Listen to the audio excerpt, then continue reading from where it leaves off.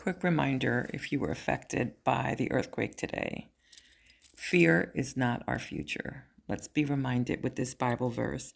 Therefore, do not worry about tomorrow, for tomorrow will worry about itself. Each day has enough trouble of its own. Matthew 6:34.